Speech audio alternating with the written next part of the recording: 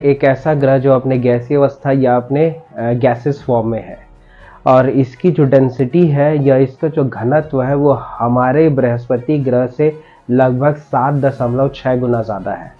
दूसरी चीज़, इस ग्रह का जो तापमान है वो लगभग वेरी करता है, लगभग आपके -70 डिग्री सेल्सियस से लेके +20 डिग्री सेल्सियस के आसपास, जो लगभग 200 केल्विन से 300 केल्विन के आसपास देखने को मिलता है।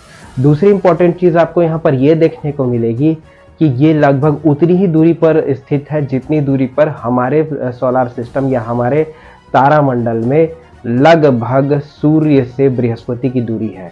एग्जैक्टली उसी तरह ही इसके भी जो तारा है जिसका नाम है एप्सिलॉन NDA, और इस ग्रह का जो नाम है वो नाम रखा गया है एप्सिलॉन NDAB।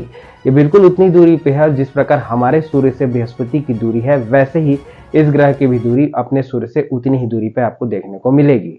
दूसरा इंपॉर्टेंट चीज़ ये, यहाँ का तापमान जो मैंने बताया वो लगभग आपका -70 से +20 डिग्री सेल्सियस तक वेरी करता है।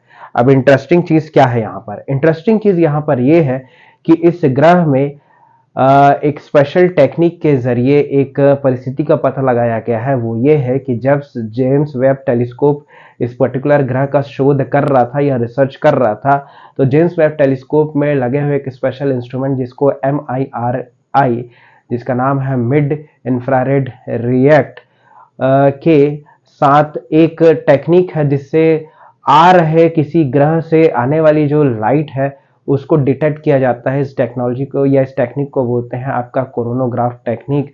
इससे पता लगा कि इस ग्रह में लगभग एक ऐसी अवस्था देखने को मिली है जो और कहीं नहीं देखने को मिलती है।